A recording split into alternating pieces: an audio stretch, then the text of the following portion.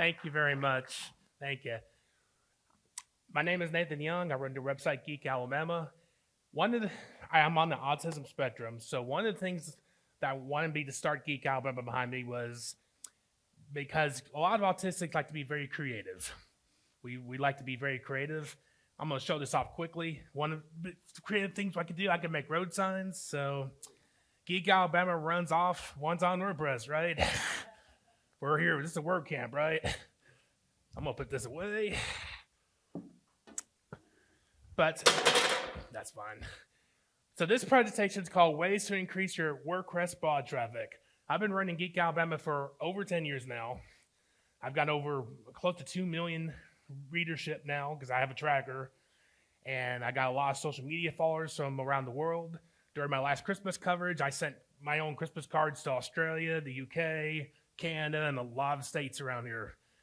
So this is some ways I've learned over the last 10 years how I've increased my blog traffic. And now hopefully some of these tips will help all you out. Maybe you're new, maybe you've been doing this for 10 plus years. So you're thinking about starting a WordPress blog. Some of you have already done that. Some of you might be here thinking, hey, I want to start a WordPress blog. I think this is a great thing I could do, to be creative, to show off my talents. So you get in front of the computer and you work to create your brand new blog. And there's two versions of WordPress. There's the .com and the .org. I tell a lot of people if you're just getting started, use .com. It's great. It's easy. You can start for free. They've got great plans on there where it only costs $100 a year. Maybe the premium one where you can put the plugins in is only $300 a year. Get a lot of data. .org, you have to find a host. You have to download the software. If you're not a very technical person that knows all your technical stuff, you're going to get confused with .org. So I would start with .com. You can always migrate to .org later. So congratulations. You just launched a WordPress blog. So how do you get people to come to your blog? Because you can launch your blog, you can submit it to Google and Bing Webmaster, so the search engines know you're there. You can open social media accounts saying, hey, this is my blog. I'm ready to do articles, do coverage, and put it online. So how do you get people to come to your blog? These are some of the great tricks and tips to get people to visit your website or blog. And this is what I've done over the years. Blog the right way. So what I've done, every post I've put up on Geek Alabama has a header. So for my summits, I do a crowdsourcing morning post every weekday morning. I've covered up the logo because the WordCamp folks told me I had to cover up the logo. But there's Geek Alabama. So there's always a banner on top for any summit I'm doing. I do Animation Monday, Roadscapes Wednesday, Trainscapes, you name it. It's a different banner. And then that gets indexed into Google Images, Bing Images, and that way you can people can see that when they're searching for something. Now, if it's not a segment, if it's a individual post, if it's a post somebody submitted me to post, I do a custom banner like that. And it's different so I do the words, I find something from Unsplash, free royalty image, and then I attach it to the top of the article. And I'm happy because when sometimes when I'm doing new articles, I see some of my past ones that I've done in the Google search, the free royalty. That way, because people could see the image like that, either on social media or on Google Bing Images, and they might click on that. So that's one of the best tips I've done over the years is to have a custom image for every post. And if it's a segment like Ask Me Reviews, I'll put it next to that as well. So I just put that up last week, and that's gotten some pretty good traffic. That was somebody sent me a metal poster to review, so there was an article attached to that as well.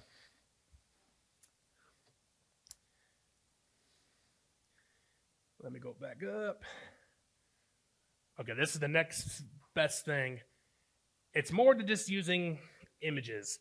You have to use categories, tags, and a feature image. That little image I told you, I always put that as part of the feature image. You need to have categories. You need to have categories for what you do. You can see That's just the beginning of my list there. I do animation talk, ask me recipes, ask me reviews, book talk. It goes already down. I also get categories on Google and Bing, search engines and all that. And you all also have to use tags for every post. For my summits, I have 5 tags that I just copy and paste. And then I add more tags to what that post is going to be about, whatever that story, video I'm posting, whatever it's going to be about. Tags are very important. For example, when you post something on the Tumblr, those tags get as part of the post on your Tumblr post. They just started doing that recently. Plus, the tags get indexed into Google, Bing, and all your search engines. So when somebody's searching for something on Google or Bing, they'll find your article. You have to use tags every time. If you leave it blank, it's going to be harder for the search engine to find that article that you put up. They might still find it, but it's not going to be categories as good. So tags are extremely important. Same for the categories. Definitely use that every time.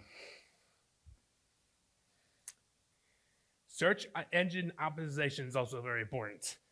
So plugins, there's Yoast SEO. That's a pretty important. There's others out there. But search engine optimization is also very important. You see the focus key phrase, and there's a meta thing. Please provide a meta description. Search engines use that, especially Google. They're big on that. Bing does too, Yandex. Every search engine uses this. This makes it easier for search engines to index your article you posted on the internet so people can find it. So SEO, if you just started WordPress, they have a good SEO built into the system already. But having a plugin is also makes it better. Makes it a lot better for your articles to be searched so people can find your article. So I would recommend every time use that SEO plugin. So these are some of the segments I do. This is not all of them. I covered the logo up. But I do a crowdsourcing. Animation Monday is one of my original segments I started 10 years ago. It's still going very strong. Geek out about pets, gaming, roadscapes, disability, awesome. So these are my segment banners. There's 2 segments every day I do. And this could be an article, could be a video I found. These segments, when you do a segment every week, like Monday I do Science Mondays and Animation Monday. When you do it every single week, people are going to know, hey, it's Monday. I'm going to post something anime, and I'm going to post something about science that week. Or on Tuesday, I'm going to post Convention Tuesdays about conventions coming up that next weekend. Or a pet-related post. So on, so on, so on. So if people know you're going to do that every week, they'll come back to your blog. Plus, the search engines know you're doing that too. They'll learn that over time. So it makes it better to be searched by the search engines. So you don't have to do segments. You can do wherever you want, but I find this has helped my traffic a lot. I would stay on a set schedule. Like I do my segments. I do a crowdsourcing post every Monday through Friday. I started a new one called Rise and Shine Music, which I do every morning. I'm posting a different music video, any genre, it doesn't matter. I do an evening post every weeknight, which is some video, like a trailer that came out or something interesting I found. A lot of people like that. That's a set schedule that I do every single day, the evening post and Rise and Shine. But along with the summits, I like to stay in a set schedule, and it's simple. You do the content calendar, you can write it down, take notes. But staying on the set schedule keeps you on track. It keeps the blog on track. Keeps the search engines on track, because the search engines like blogs that stay on the same schedule all the time. You're not missing, you're skipping things. Every once in a while, I might miss an Animation Monday, but I might post it on Tuesday. Just post it, Don't skip a week unless you're in a hospital somewhere, or you're having a health emergency or a family emergency. Sometimes that happens. But staying on a set schedule, posting the same segments each day, each week, keeps your SEO good, keeps people coming back to your blog, social media, SEO, you name it. Plus, readers know what to expect throughout the week. I do the segments throughout the week. I do different types of posts every day. Some people send me posts I can put up. I might do a review. I might go cover an event with pictures and video. That's another way to try traffic. Go cover an event. If you're a good photographer or videographer, people weren't covering your 5K or your Christmas parade or your bicycling events, any event. People expect me to do that. I've done this for over 10 years in East Alabama. A lot of people like my pictures and photos, and when you do pictures and photos, I post my photos on the blog, on Google Images, and my Facebook page as an album. Videos, I don't put them on the blog because it takes so much data, but I put them up to YouTube and Facebook video. The more you put it up, more places you put it up, the more traffic you can get. Social media. You have to use social media if you're running a blog.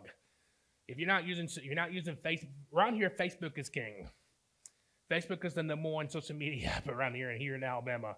There's Twitter, there's LinkedIn, there's Tumblr, there's YouTube, but Facebook is king. There's the most communities around here. Reddit's not as popular, or the others are not popular around here. I found Facebook gets the most traffic around here. It's just an Alabama thing. It could be different. And maybe in a bigger city, Reddit might be more popular, but around here, it's Facebook.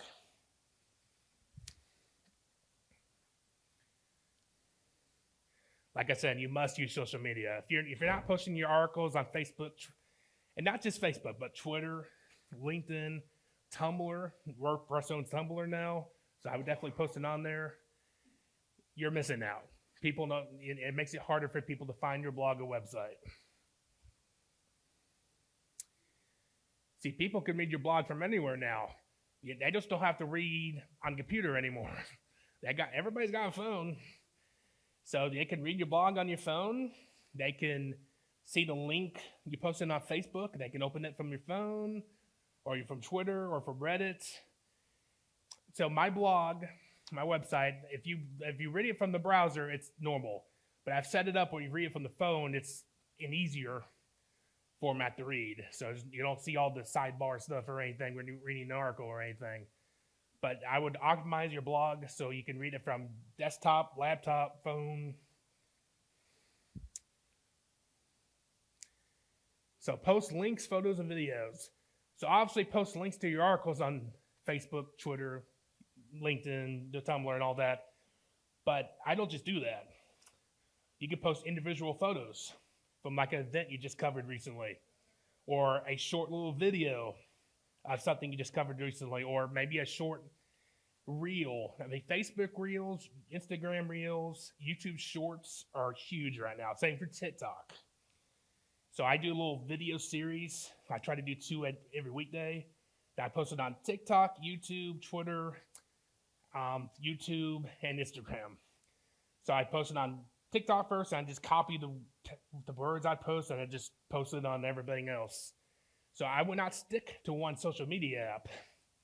Like you've heard they're trying to ban TikTok. You've seen the mess going on with Twitter, with Musk and everything. Don't rely just on one social media app. Just don't. Because tomorrow TikTok might be banned and nobody can use it anymore. Tomorrow Twitter might be bankrupt and it's gone. That could be happening soon.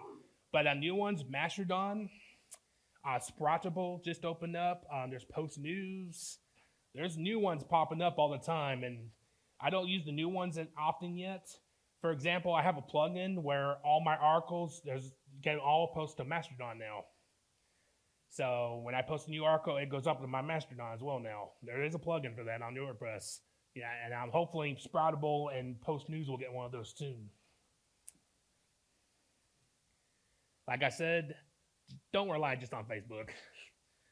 I mean, I know Facebook is king around here. Most people use Facebook. There's the Facebook groups and the communities. But there's a lot of good communities on Twitter. There's a great disability community on Twitter. Tumblr is growing because a lot of people are looking for an alternative to Twitter. LinkedIn is getting popular because people are getting laid off again. YouTube Shorts is getting huge. Just don't rely on one social media app. Use multiple. And one tip I use is that I use a social media scheduler. Buffer is a great one. There's others out there. What you could do is schedule each night. Post you want post for the next 24 hours or for the next few days. Like if you're going on vacation, if you're going to have a weekend event happening, you're going to be away from the computer, you can schedule stuff in the next few days. Buffer has Facebook, Twitter, LinkedIn, and Instagram. And then they have TikTok now too. But you can schedule stuff way ahead of time, and they'll post for you. Where you don't have to be in front of the computer or in front of your phone. It'll automatically go up. And they can tell you metrics and everything on there too. I locked in to a $10 a month plan before they changed everything. So I'm only paying $10 a month. But the one plan I have has you can link up to 10 accounts. So I have the Geek Alabama pages and I have the Geek Alabama Pets social media pages. And I can just post a picture, link, short video, anything. And then it'll go up automatically. There could be an issue here or there, but I have the app on my phone too, and you can resolve that. Covering events. So these are some of the pictures I've taken. James Spann, pets. Sorry. Let me go back down. It's hard to scroll down and do this.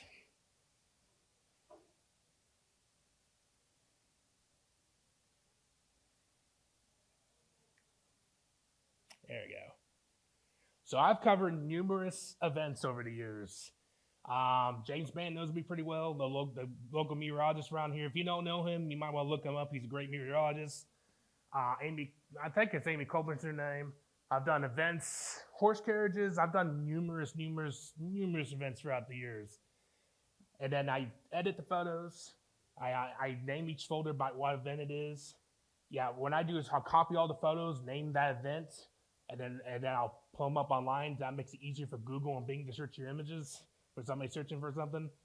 So like I said, all the images I take for any event, put them up on the blog, Facebook, and Google Photos. So you can put them as an album and everything. I used to do Flickr, but they wanted to charge me for it. Videos, I'll put the whole video up on YouTube and Facebook. You get a lot of engagement on Facebook for a long video. Like last Monday, I covered a dog park type business opening in Anniston. So I did a whole video of the new owner speaking, put it up on YouTube and Facebook. The owners love it, the community, and I took photos of the new facility and the pets there and everything. And of course, it's getting a lot of good engagement online already because I've already gotten a text message from the owner saying thank you for doing that. Stuff like that. Maybe go up and cover a new business opening in your community. Maybe if it's a restaurant, try their food out. You know, post how their food was tasting. Stuff like that can get traffic to your blog.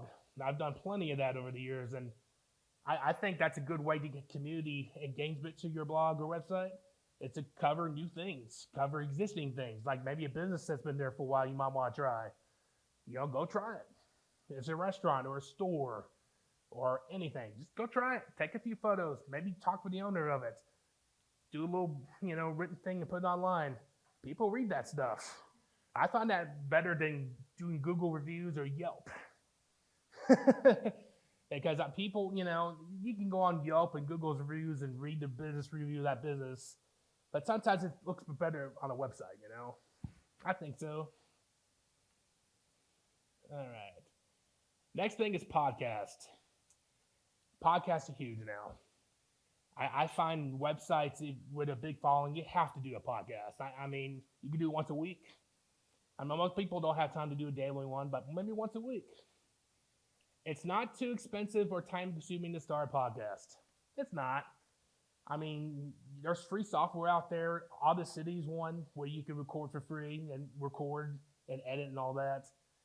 But the microphone's not that expensive to hook up to your computer, USB port.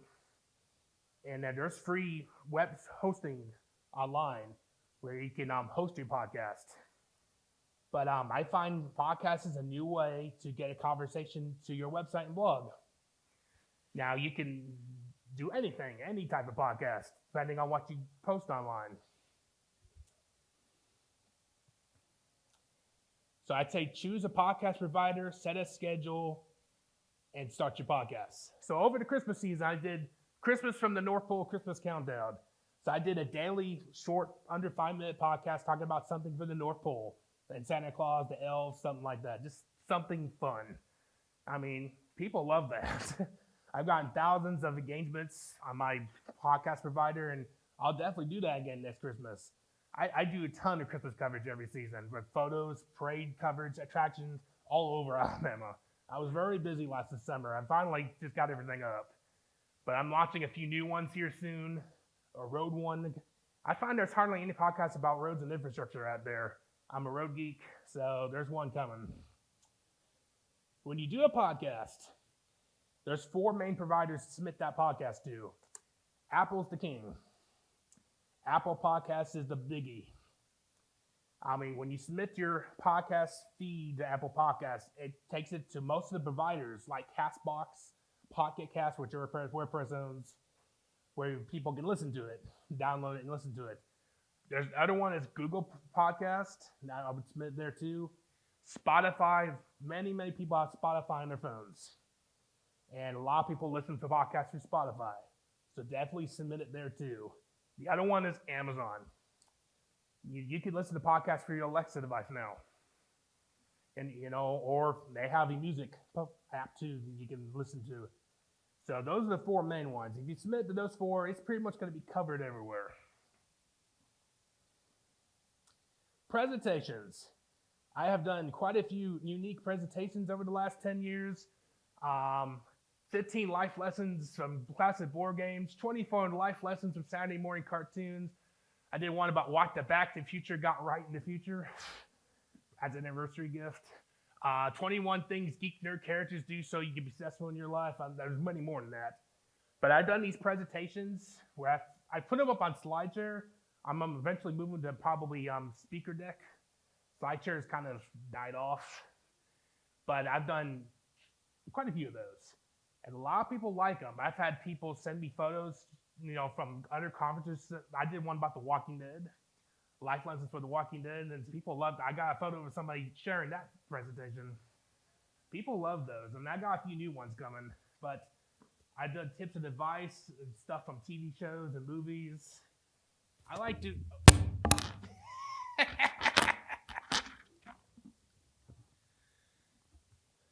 I think that's... Sorry about that. I think that's the first time that's happened to anybody, right? But presentations, I upload them on the blog as a separate blog post so people can read that, find it on Google and Bing and all that as well. Plus, I put it up on SlideShare and also put it on social media as well, Facebook, link it to Facebook and Twitter, and people love these things. And then I've gotten people to share them. I've gotten tens of thousands of views on those.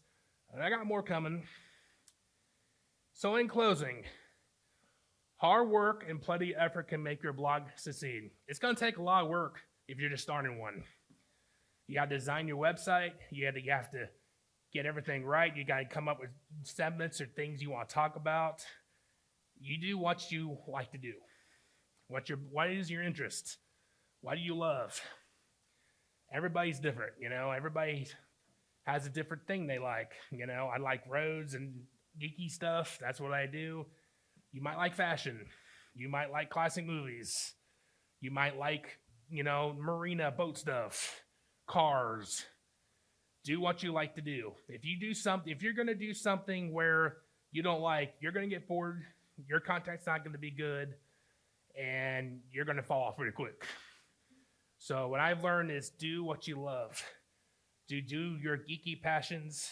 Everybody has something they like to do, and just do it. It's going to take a lot of time to get your blog. You're not going to get 1 million views in one day. It's going to take time. It's going to take some time to build your audience, but don't stop.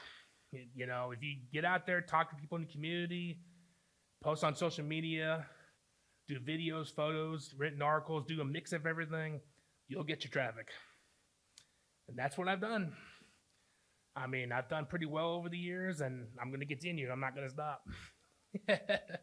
So thank y'all. If you have any questions, I'd like to start. We have a question here. Did pretty good. 3 out of 5. It was an amazing talk. Thank you you so much. Thank you. So I'm really interested in your presentations. My question is, how do you set that up? Is that on your blog? Is it on your YouTube? Is it on your podcast? How do you do that? The presentations I set up as a PowerPoint presentation, just one at a time. Go, you set up all your pages, and then you can save as a PDF, like I just did with this, and then save as a PDF, and then upload it to SlideShare or Speaker Deck. Yeah, I like to have a cover, and then at the end, I like to have something about you, about what you do and everything, so people can log on to your website, know what you're doing and everything. So it's like a separate piece of content from your website. Yeah. Okay, gotcha. And then you can embed it to your blog and website, what you upload to SlideShare or Speaker Deck. Oh, okay. Yeah, you can do gotcha. that. That's what you do, yeah. Okay, got it. Here we have another question. Thank you. It was great. Thank you. Thank you. How do you make money from going to all these different events? I just do YouTube it. money? So there's a couple articles I get from submitters that pay me a little bit. It's basically just, some events might pay me a little bit for the gas and stuff, but I just go cover it. You don't have to go do notable every week. Maybe one a month, once a month maybe.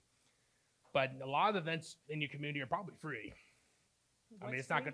a lot of your events in your community are probably free. Right. Like a 5K or a charity or something. You don't have to pay anything to go into it. You just take your camera and take some photos and talk to some people. Okay. Thank you. We have some more questions. Hey, Nathan, thanks for your time. Mhm. On the Google SEO page, when you're talking about tags, what is that supposed to be? Like, let's say you're making a blog about your life lessons from The Walking Dead. What would you tag that? I would tag it life lessons, The Walking Dead, life lessons from The Walking Dead, presentation, zombies, anything from that genre I would tag. The more tags, the better. But don't go overboard. The WordPress has a limit of when you add categories and tags together at 15. So don't go over 15 together. But don't go too overboard. 7 to 8 will probably do the trick. So are your tags usually the same as your categories? Sometimes no, sometimes yes. Okay. It depends on what kind of content I'm putting up. Okay. Are there any more questions? There's one over here. Oh. There's one there Whoa, too. whoa, whoa. Okay. Get my exercise. Great job, Nathan. One question about the blog post. Do you do all the categorization, tags, SEO? Do you automate any of those, or you just do it by yourself? I don't do much automation to it. I do use IFTTT for some things to automate some of the social media stuff. But every post, I'll put the tags and categories in by myself and put everything scheduled together. Like Friday, I scheduled everything for the weekend on the blog, so everything is scheduled out, so I don't have to worry about it again until Monday. But every post I've written and done, I've clicked the category for what that content's about, add some tags, do the SEO on the bottom, and either post or schedule one of the two. This might be a stupid question, but about the podcast, about submitting them to Apple, Spotify, and everything, is there any cost associated with? No, it's free. Okay. All the podcast providers are free. But you have to, if you're going to do a podcast, you have to put it, Apple's the king. They're the ones that got started, and you got to do Apple, but Google, Spotify, and Amazon too. That'll get you pretty much anywhere. Hi, thank you. When you tag your articles, do you use the same type of tags that you would use when you're posting it out to social media? So do your social media tags match the tags you use on your blog? Yeah, it will. When I post the tags, when I post it to Tumblr, it'll automatically show up on the bottom of Tumblr now. Now, Facebook, when I put it on Facebook and Twitter, I don't use the same tags. I'm not going to copy and paste because Twitter has a limit how many characters. I might add 1 or 2 tags just to get the social media searching going. But if you're putting like 8 tags up on your post, I don't copy and paste the same 8 tags on the Facebook or Twitter. I think that just looks too clunky. Makes it look a little ugly, Okay, are there any other questions that I missed? Anybody? Well, I have one outside the technology. My question is, how do you maintain those relationships that you have with the people that request you to come out and cover things? Or if you go out on your own, how do you maintain those friendships and those relationships? It's both. I've got a lot of people, friendships, people that know me that I follow on Facebook and local, because Facebook's the king around here. So Facebook mostly. There's a little bit of Twitter and Instagram, but it's mostly Facebook. And sometimes I'll meet new people. They'll email me, or email's another good way too. But sometimes I'll just email. If I see a new event popping up next weekend, something new, I might message that person on Messenger and Facebook or email. That's another good way, Messenger, Facebook Messenger. That's another good way to contact people. But sometimes people know me, sometimes it's new. It's a mix of both. Does anybody have another question? Am I missing anybody? Okay, I just have one more. This question is related to like mainstream media. When you're posting, obviously some of them are probably following you. Do they reach out to you to ask you to share your content with them? If they do, what kind of strategies do you have to maintain or build relationship with television stations or newspapers? Yes, I've had some TV networks share out to me to share some of their content before. A lot of times, it might be like a new TV show coming out or a new series or a book or something. So for anybody that contacts you like that, they're going to maybe send you a media kit. That's usually how it works. They tell you you can watch the show privately, but don't post it, don't talk about it until a certain date, because they want to keep it under wraps until a certain date. So if you get contacted by a TV network or a magazine or website or podcaster or whatever, listen to what they say. Don't talk about something early before they say you can talk about it, because that will make them angry. But that's a great opportunity. If you get somebody big contact you saying, I want you to talk about our show or something, definitely reach out to that, because that's going to help your traffic. All right, thank you. Anybody else have a question? All right, let's give him a hand. Thank you, Mr. Young. Appreciate it.